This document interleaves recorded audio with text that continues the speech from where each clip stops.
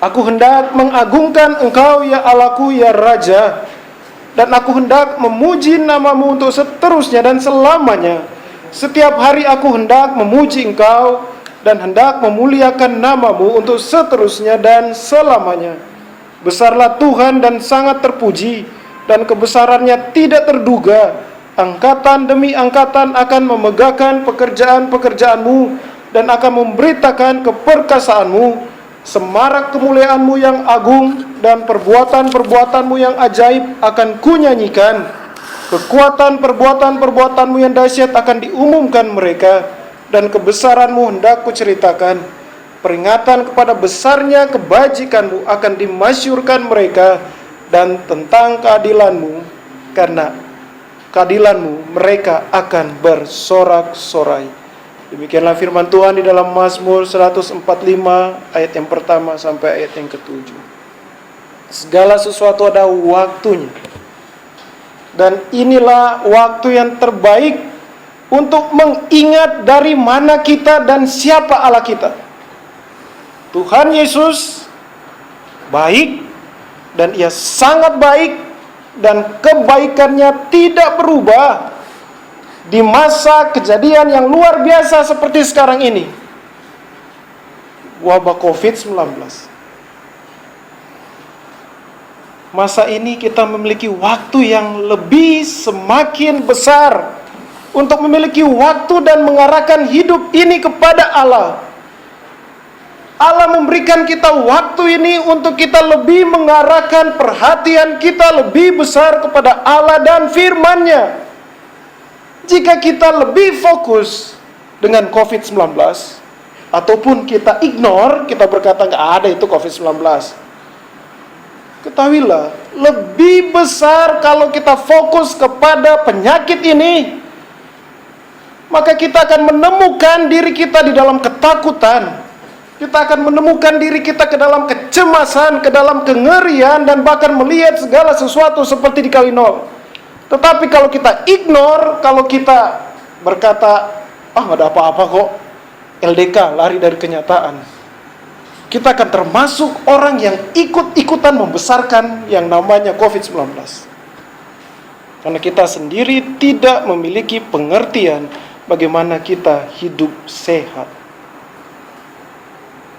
Nah, saat di mana-mana pengumuman untuk lebih banyak di rumah, menghindari pergi keluar jika tidak mendesak, menghindari pusat keramaian, dan itu baik.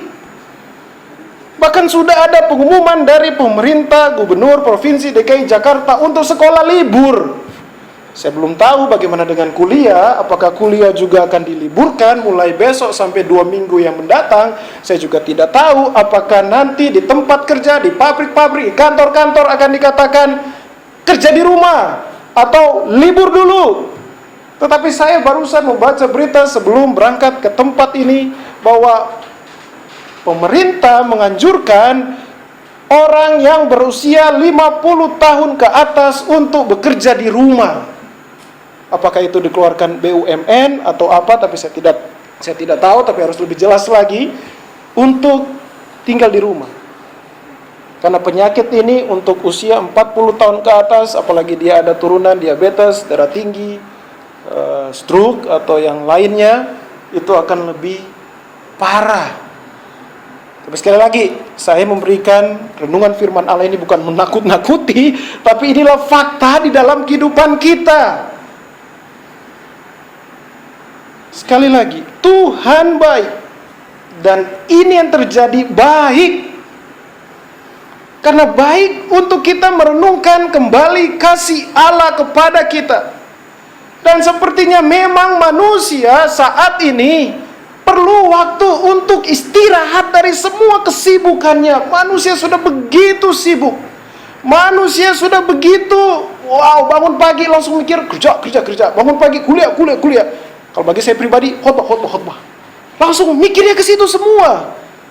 Fokusnya ke situ semua, kerja, bikin renungan, khotbah, segala macam. Bukan berarti bikin khotbah itu gak bagus. Tetapi kerja. Dan sekali lagi, kerja itu gak dosa. Kerja itu nggak salah. Bekerja itu baik.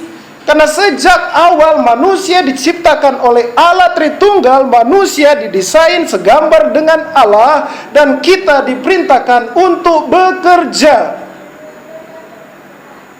Dan sepertinya memang manusia perlu waktu untuk istirahat. Ingat, setelah manusia diciptakan oleh Allah, Allah beristirahat. Dan rupanya manusia modern saat ini sudah tidak lagi mengenal ritme istirahat. Kalau boleh, hari Minggu pun kerja.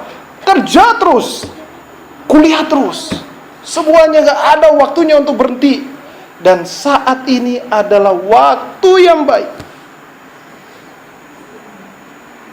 Kejadian 1 ayat 26 sampai 28 menjelaskan bagaimana Allah menciptakan kita serupa dengan Dia. Dipanggil untuk menjadi kawan sekerja Allah, bekerja, untuk beranak cucu, untuk berbuah, untuk melakukan tugas panggilan Allah di muka bumi. Namun seringkali bekerja ataupun kuliah ataupun melayani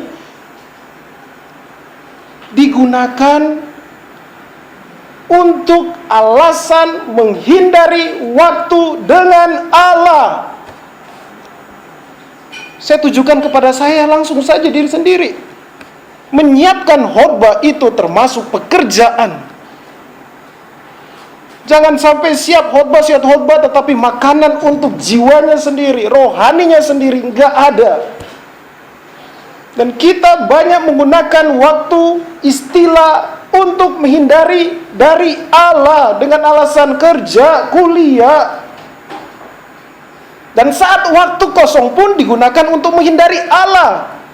Saatnya kita gunakan waktu yang Allah berikan bersama Allah, bersama dengan orang-orang yang kita kasihi. Bayangkan apa yang terjadi di pusat epicentrum pertama di Wuhan, China. Bagaimana semua orang di rumah. Wah, enak sekali ya. Yang biasanya ke kantor, ke sekolah, ke kuliah.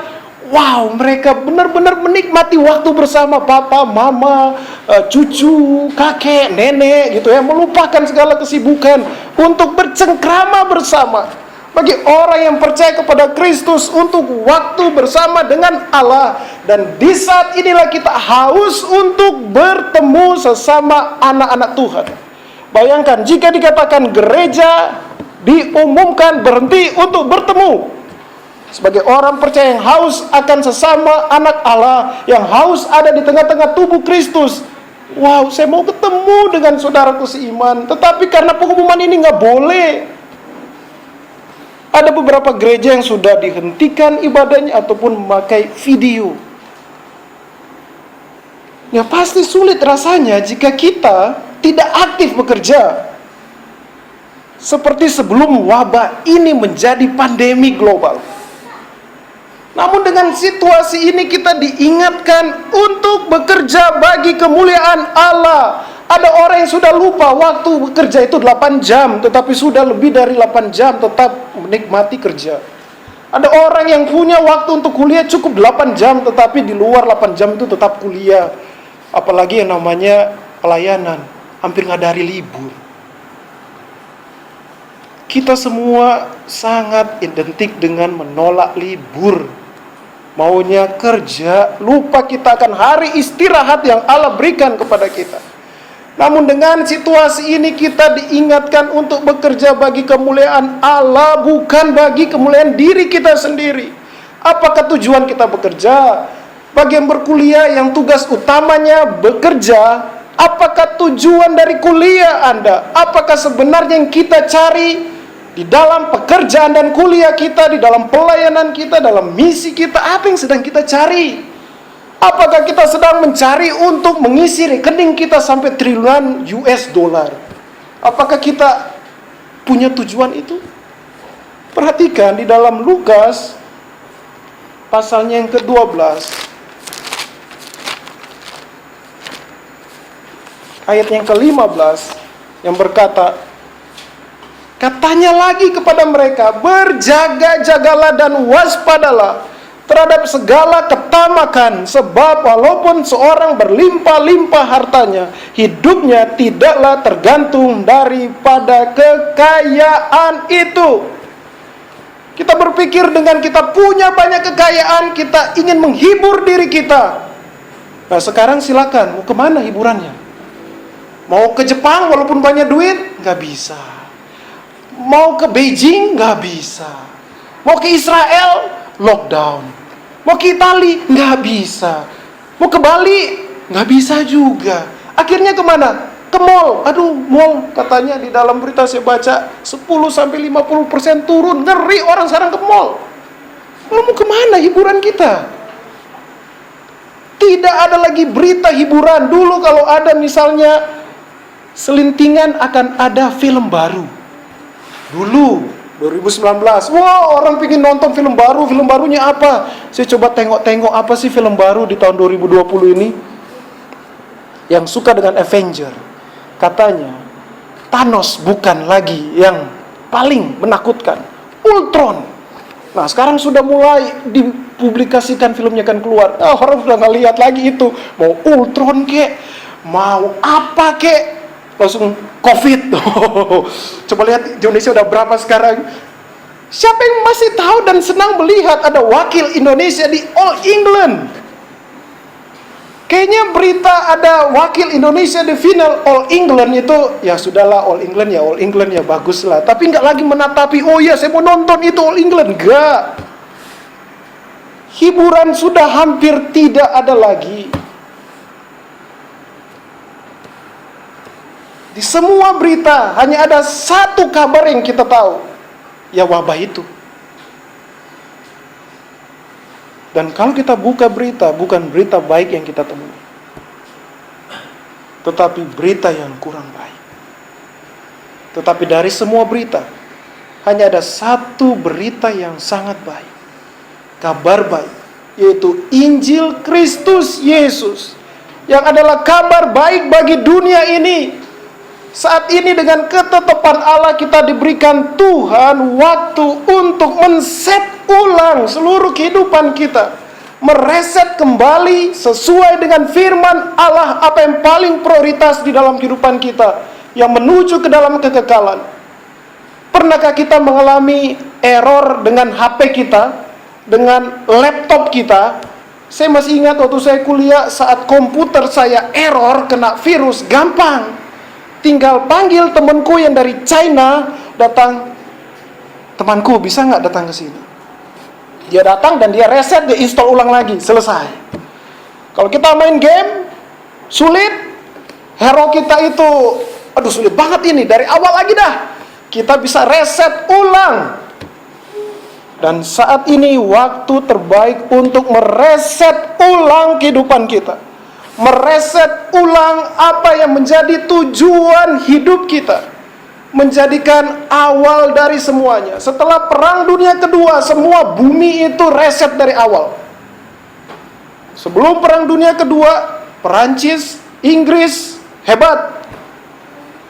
Setelah Perang Dunia Kedua selesai, siapa yang hebat? Amerika dan Uni Soviet. Sekarang masuk wabah ini. Semua akan direset ulang. Saudi Arabia dan Rusia bersaing dengan harga minyak.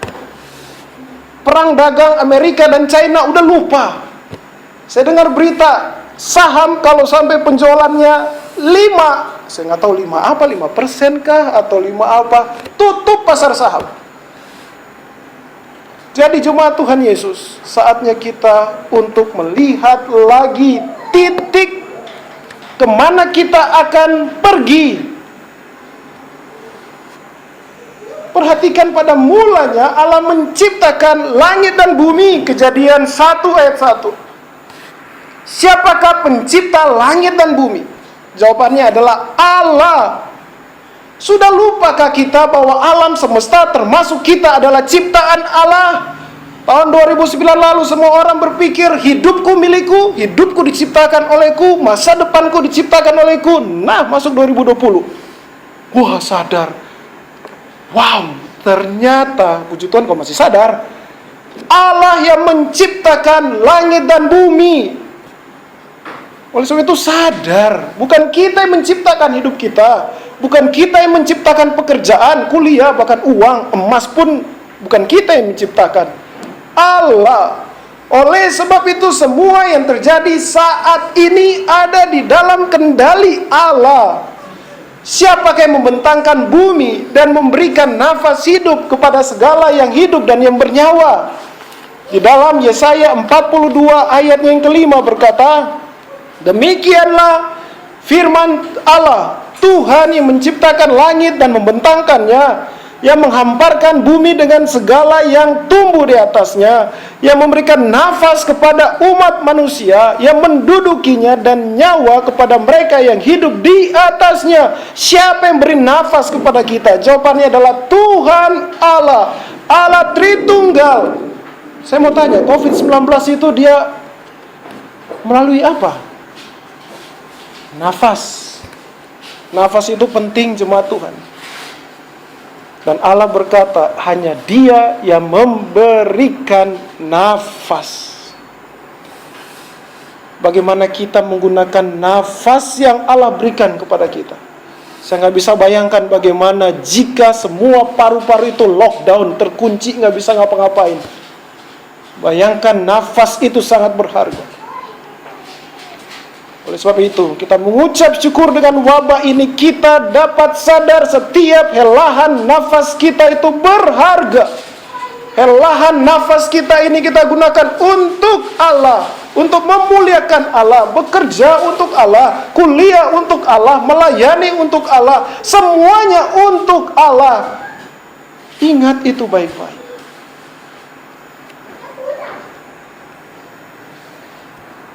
Ingatkah kita siapa yang mulai dosa itu? Manusia. Kejadian 2 ayat 17 Tuhan berkata, jika engkau makan buah itu engkau mati. Di dalam Kejadian 3 manusia ambil buah itu dan mati mereka. Mati jiwa dan rohnya. Dan nanti menyusul tubuhnya.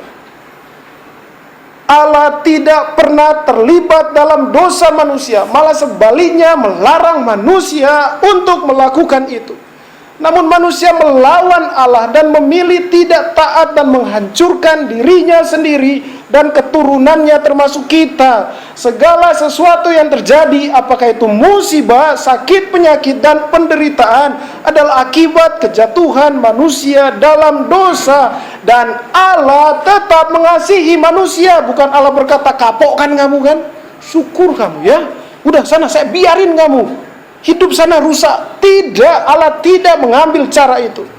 Tetapi Allah tetap mengasihi manusia. Allah tidak meninggalkan manusia. Allah tetap memelihara kehidupan manusia. Terlebih lagi pribadi-pribadi yang dipilihnya di dalam kekekalan sebelum segalanya jadi. Perhatikan pemeliharaan Allah di dalam Mazmur 10. Matius pasal 10. Matius pasal 10 ayat 29 sampai 30. Matius pasal 10 ayat 29 sampai 30 berkata, bukankah burung pipit dijual 2 ekor seduit? Namun seekor pun daripadanya tidak akan jatuh ke bumi di luar kehendak Bapamu. Dan kamu, rambut kepalamu pun terhitung semuanya. Jadi jemaat Tuhan, percayalah kepada janji pemeliharaan Allah, bahwa rambut kita pun Ia tahu, terhitung. Saya udah rontok rambutnya, saya nggak bisa hitung berapa rambut saya yang rontok, tapi saya percaya Tuhan tahu. Dan Dia pelihara. Burung saja yang diperjualbelikan Ia pelihara, apalagi kita umat manusia. Oleh sebab itu, jangan takut, Allah tidak pernah meninggalkan kita. Dan juga perhatikan bagaimana Yakub bertindak saat wabah kelaparan hebat melanda tanah Kanaan. Di dalam Kejadian pasal 43 ayat 1 sampai yang kedua. Kejadian 43 ayat 1 sampai 2 berkata, tetapi hebat sekali kelaparan di negeri itu, Dan setelah gandum yang dibawa mereka dari Mesir habis dimakan, berkatalah ayah mereka, pergilah pula membeli sedikit bahan makanan untuk kita. Bisa saja kan Yakub berkata, memang firman Tuhan dalam Matius 10 ayat 9-30 belum didengar oleh Yakub. Bisa saja Yakub berkata, tenanglah anak-anakku, Tuhan pelihara kita. Walaupun tanah Kanaan ini kelaparannya hebat, kita tinggal tetap di sini. Biarlah kita mati di sini. Nggak begitu dia. Tetapi dikatakan apa oleh firman Tuhan? Saat kelaparan itu hebat, dan setelah gandum yang dibawa mereka dari Mesir habis dimakan, berkatalah ayah mereka, pergilah pula membeli sedikit bahan makanan untuk kita, bertindak. Manusia diberikan oleh Allah pengertian, pakai pengertian yang Allah berikan, dan bertindaklah berdasarkan firman Allah. Jangan diberikan pengertian oleh Allah tetapi bertindak tidak sesuai dengan firman Allah. Ada namanya Germas, Gerakan Masyarakat Sehat. Nggak peduli, nggak usah cuci tangan, nggak usah nama-namanya tuh pakai antiseptik. Habis di busway begini, langsung aja begini-begini, nggak peduli. Kan Tuhan tahu kalau rambut saya aja rontok, dia tahu gitu. Nggak peduli gitu ya. Apapun masuk rumah sakit, ada ketemu orang batuk-batuk, gitu kan, tetap nggak peduli. Tuhan itu Maha Kuasa, Tuhan itu hebat. Itu namanya salah kaprah, nggak sesuai firman Allah itu. Takutlah kepada pemerintah, itu firman Allah. Dan pemerintah mengajarkan gerakan masyarakat sehat, cucilah tangan, pakailah masker kalau kita tahu kita sakit, kita ke tempat kerumunan. Habis itu pakailah cuci tangan lagi. Hati-hati jaga kesehatan, makan yang bergizi, tidur yang cukup. Jangan tidur jam 3 subuh, jam 4 subuh, 1 subuh, bangun jam 6 pagi. Drop kesehatannya, pergi, kenalah. Nanti berkata, Tuhan, Engkau mengecewakanku, Engkau jahat, aku kena ini. Bukannya Engkau Maha Kuasa, Tuhan bilang, aku beri kamu pengertian, tapi Engkau tidak bertindak sesuai dengan firman Tuhan. Jadi jemaat Tuhan Yesus, Allah mengasihi dan memelihara dan memberikan kepada kita pengertian di setiap musim kehidupan yang kita hadapi. Oleh sebab itu benarlah yang dikatakan oleh pemazmur di dalam Mazmur 145 ayat 1 sampai yang ke-7. Ingatlah di setiap musim kehidupan kita, kita memuliakan Allah, dan ini pun adalah saat yang tepat untuk memuliakan Allah Tritunggal, memasyurkan Allah pencipta langit dan bumi. Kita yang berdosa, namun kita dikasihani oleh Allah. Perhatikan judul yang dipakai oleh Lembaga Alkitab Indonesia untuk memberikan judul di dalam Mazmur 145, puji-pujian karena kemurahan Tuhan. Jangan berkata wabah ini karena azab.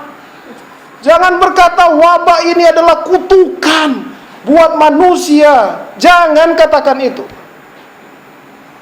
Kalau berkata mengenai kutukan, kita manusia terkutuk karena kita semua sudah jatuh dalam dosa dan hidup di tengah-tengah alam semesta yang sudah terhukum. Jadi tidak usah lagi bicara itu azab, tidak lagi usah bicara itu kutuk, karena kita semua sudah lahir di bawah kuasa dosa, sudah lahir di bawah kuasa kematian akibat murka Allah. Jadi dengan adanya wabah ini, kita akan berkata, Tuhan itu baik. Tuhan bermurah hati kepada aku. Tuhan bermurah hati kepada kita. Untuk kita tahu, kita sadar saat ini Tuhan, aku menyesali apa yang kulakukan. Aku terlalu menomor sekiankan Engkau Tuhan.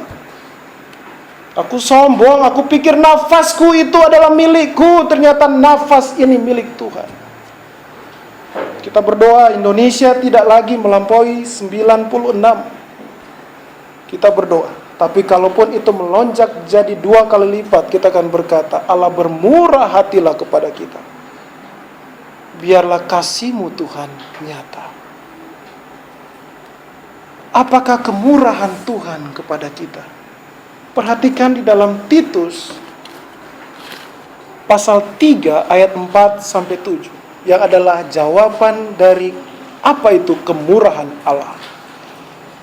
Titus pasal 3 4 sampai 7, tetapi ketika nyata kemurahan Allah, juru selamat kita dan kasih-Nya kepada manusia, pada waktu itu Dia telah menyelamatkan kita bukan karena perbuatan baik yang telah kita lakukan, tetapi karena rahmat-Nya oleh permandian kelahiran kembali dan oleh pembaharuan yang dikerjakan oleh Roh Kudus yang sudah dilimpahkannya kepada kita oleh Yesus Kristus Juru Selamat kita, supaya kita sebagai orang yang dibenarkan oleh kasih karunia-Nya berhak menerima hidup yang kekal sesuai dengan pengharapan kita.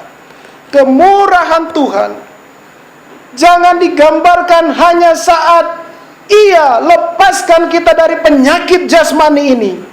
Bukan itu kemurahan Tuhan yang utama. Bukan karena kita lepas dari krisis ekonomi, bukan kita lepas dari hutang, bukan karena kita lepas dari nilai-nilai yang tidak mau kita miliki. Nilai kampuskah? Nilai sekolahkah? Yang nilainya D, E, C. Lalu tiba-tiba dapat A, kita berkata, Allahku bermurah hati. Bukan itu yang utama. Memang benar Allah memberikan nilai baik, tapi itu bukan yang utama, jemaat Tuhan Yesus. Yang utama adalah keselamatan yang diberikan Allah kepada kita. Membebaskan kita dari hukuman dosa. Seperti yang dinyatakan di dalam Roma 8 ayat 1 sampai 2. Jangan berkata, bagaimana saya akan memuji Tuhan dan memasyurkan Dia di tengah-tengah wabah COVID-19 ini. Kita akan tetap memuji Tuhan. Kita tetap akan memasyurkan Tuhan. Dan jikapun kita dapat bersama-sama melewati wabah ini, entah 2 bulan lagi, entah 6 bulan lagi, entah 3 tahun lagi, kita tidak akan berkata ini karena kuat dan gagahku, tetapi akan berkata ini adalah kemurahan Allah untuk saya bisa memiliki waktu lebih panjang memberitakan firman Allah. Karena kita tahu kemurahan Allah yang utama yaitu keselamatan kekal oleh Yesus Kristus Tuhan kita, yang mati di kayu salib dan bangkit pada hari yang ketiga. Jadi pujilah Allah dan masyurkan Dia walaupun kita ada di tengah-tengah wabah ini. Karena Ia telah selamatkan seluruh hidup kita dari hukum, dari kuasa dosa, dari kuasa maut. Kristus telah lepaskan kita dari kematian kekal dengan kematiannya di kayu salib dan kebangkitannya pada hari yang ketiga. Mari kita lihat di dalam Mazmur 145 ayat 1 sampai 3. Semua itu tertuju kepada Tuhan Yesus Kristus. Saya akan bacakan Mazmur 145 ayat 1 sampai 3. Aku hendak mengagungkan Engkau ya Allahku, ya Raja. Aku hendak memuji namamu untuk seterusnya dan selamanya. Setiap hari aku hendak memuji Engkau dan hendak memuliakan namamu untuk seterusnya dan selamanya. Besarlah Tuhan dan sangat terpuji, dan kebesarannya tidak terduga. Oh, tidak terduga Ia selamatkan kita manusia berdosa. Kita nggak layak menerima itu, tetapi kita menerima belas kasih Allah. Betapa kita mengagungkan Allah kita, Raja kita yang datang dan mau menghambakan dirinya sampai mati di kayu salib. Dan Dia bangkit pada hari yang ketiga, dan kita biarlah memuji nama Yesus Kristus untuk seterusnya dan selamanya. Di tengah-tengah wabah ini kita tetap memasyurkan Tuhan kita Yesus Kristus, memuliakan namanya, dan sungguh besarlah Tuhan kita. Tuhan kita lebih besar daripada wabah apapun. Tuhan kita lebih besar dari permasalahan apapun. Dan permasalahan kita yang paling besar adalah dosa dan kematian kekal. Dan itu sudah diangkat oleh Yesus Kristus. Siapakah Tuhan seperti Kristus? Siapakah Allah seperti Kristus? Tidak ada. Hanya Yesus Kristus, Tuhan dan Juru Selamat. Dan perhatikan di dalam ayatnya yang keempat. angkatan demi angkatan akan memegahkan pekerjaan-pekerjaanmu dan akan memberitakan keperkasaanmu. Angkatan demi angkatan, dari mula manusia sampai saat ini, nama Yesus berkuasa. Pekerjaan Kristus Yesus yang termulia dan termasyurkan. Dan biarlah kita yang ada di angkatan saat ini, kita memegahkan pekerjaan-pekerjaan Tuhan. Ia menciptakan langit dan bumi, Ia memelihara umatnya, dan Ia bahkan datang ke dalam dunia 2000 tahun yang lalu, dan Dia mati di kayu salib, bangkit pada hari yang ketiga, dan Dia menciptakan kembali umat pilihannya yang ditaruh iman, percaya, dan pertobatan kepadanya. Siapakah Allah di luar Kristus Yesus yang dapat menciptakan baru manusia yang berdosa menjadi manusia yang baru? Hanya Allah saja. Hanya Yesus Kristus saja. Siapa yang dapat membuat hidup ini, hati ini mengalir aliran-aliran air kehidupan? Hanya Kristus saja. Walaupun di tengah-tengah wabah ini tetap ada aliran air kehidupan. Kita hidup karena Kristus. Dan di dalam ayat yang kelima, semarak kemuliaan-Mu yang agung dan perbuatan-perbuatan-Mu yang ajaib akan kunyanyikan. Firman Tuhan ini sangat lekat dengan Kolose 3 ayat 16. Dalam Kolose 3 ayat 16 berkata, hendaklah perkataan Kristus diam dengan segala kekayaannya di antara kamu, sehingga kamu dengan segala hikmat mengajar dan menegur seorang akan yang lain, dan sambil menyanyikan mazmur dan puji-pujian dan nyanyian rohani, kamu mengucap syukur kepada Allah di dalam hatimu. Renungkan firman Allah. Biarlah kita kaya di dalam perkataan Kristus. Mengucap syukur jika kita diberikan kekayaan jasmani di bumi ini. Tetapi bukan itu yang kita kejar, bukan itu yang kita hasratkan, tetapi kaya dalam perkataan Kristus Yesus. Merenungkan firman Allah dan mengucap syukur dengan wabah ini. Kita sadar apa yang harus direnungkan. Begitu banyak lagu BTS di mana-mana. Blackpink lah, apalagi itu. Michael Bublé, apalah artis-artis segala macam. Begitu banyak anak muda merenungkan kata-kata dari nyanyian-nyanyian itu. Tetapi adakah anak muda, manusia yang merenungkan setiap kata-kata batu karang yang teguh? Udah lupa itu. Yang ada apa itu yang nyanyi? Na na na na na na na na na na. Wah, itu lagu itu. Aku akan seberangi laut, aku akan seberangi lembah untuk menyatakan aku mencintaimu dan maafkan aku. Ampun, itu direnungkan. Tetapi firman Allah yang diagungkan di dalam nyanyian-nyanyian. Saya mau tanya, seringkah kita merenungkan itu? Waktu zaman yang teduh, aku mohon berteduh, atau ku berdiri atas janji rajaku. Marilah kita reset ulang lagi lah. Bukan berarti lagu-lagu itu kita buang, kita bakar. Kita hormati yang buat. Karena lagu pun adalah bagian dari seni, dan seni itu ciptaan Allah.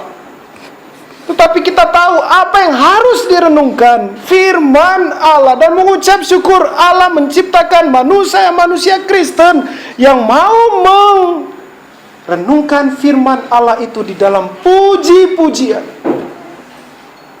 Renungkanlah itu, jemaat Tuhan Yesus. Ini waktu yang baik untuk merenungkan. Perhatikan jemaat Tuhan Yesus. Di dalam ayat 6 sampai yang ke-7. Kekuatan perbuatan-perbuatanmu yang dahsyat akan diumumkan mereka. dan kebesaranmu hendak kuceritakan. Peringatan kepada besarnya kebajikanmu akan dimasyurkan mereka, dan tentang keadilanmu mereka akan bersorak-sorai. Dan dunia saat ini sedang melihat pekerjaan Allah Tritunggal, bagaimana ia menunggang balikan apa yang manusia sembah. Ingat waktu orang Israel keluar dari tanah Mesir, apa yang Allah katakan?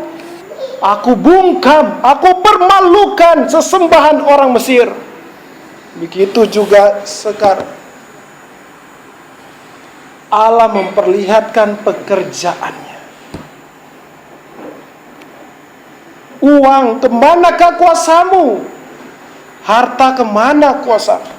Cadangan emas, cadangan minyak, kemana engkau sekarang? Tak lihat jabatan, tak lihat siapa kita, gaji kita, deposito kita. Kalau sudah keserang ini wabah, saat nafas tersenggal-senggal, uang, emas, depositoku saya.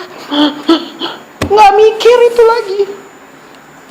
Yang ada, Tuhan bermurah hati kepadaku. Kasihani aku Tuhan, kasihani aku Tuhan. Aku orang berdosa. Terima kasih untuk pengampunan yang kau berikan kepadaku Tuhan.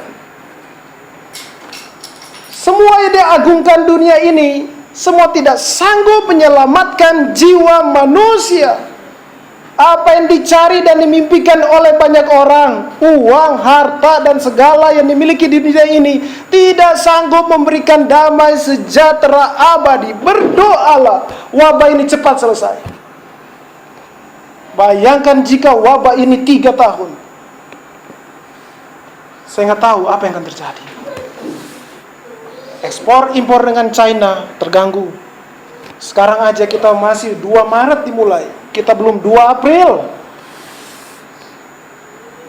Jadi jemaat Tuhan Yesus, saya tidak berkata bahwa uang itu jahat. Saya tidak berkata bahwa harta itu jahat. Tetapi bagaimana hati kita menyembah uang, menyembah harta, itulah yang berdosa di hadapan Allah. Saya tidak berkata bekerja itu jahat, bekerja itu dosa. Tidak, itu panggilan untuk kita manusia sejak manusia diciptakan. Tetapi yang salah adalah bekerja untuk kemuliaan diri sendiri dan bukan untuk Allah. Dan bekerja bukan untuk Allah tapi untuk dirinya sendiri, dan menggunakan alasan bekerja, kuliah, atau apapun itu, pelayanan, untuk memiliki waktu pribadi dengan Allah dan menyatakan kasih Allah kepada sesama dan memberitakan kabar baik. Adakah dari kita yang benar-benar berkata, aku kebal dengan wabah ini? Enggak ada yang kebal.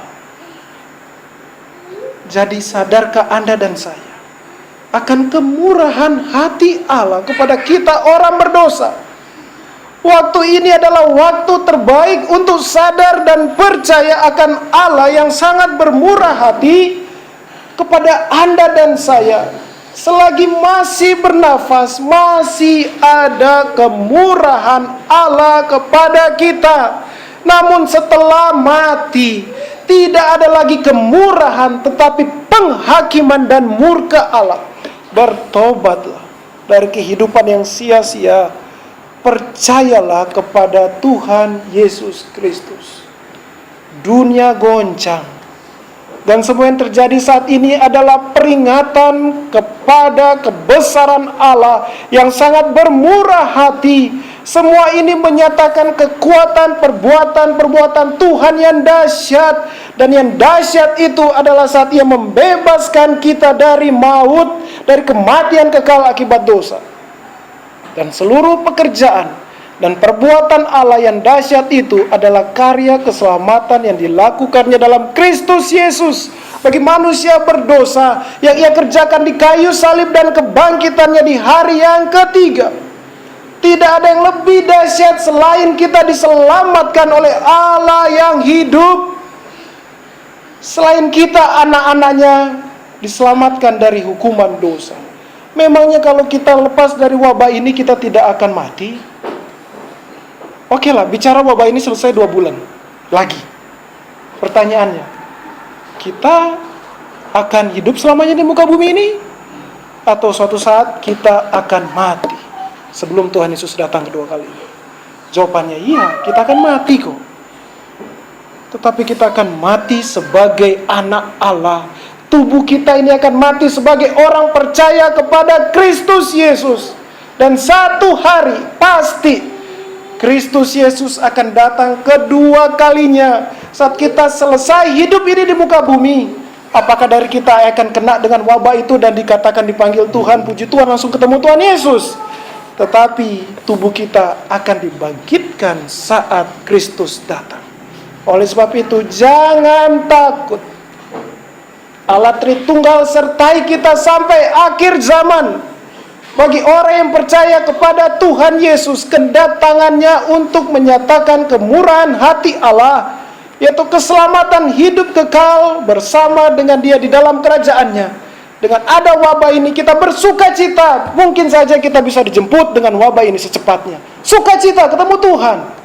Tapi bagi yang tidak percaya, wah takut mati, nangis-nangis, kabur lagi dari isolasi. Jangan. Hai maut, di mana sengatmu? Kau bisa merusak tubuhku, dan memang tubuh ini akan rusak karena dosa. Tapi engkau tidak bisa memisahkan aku dari kasih Allah yang hidup, Yesus Kristus. Ingatlah selalu kemurahan Allah.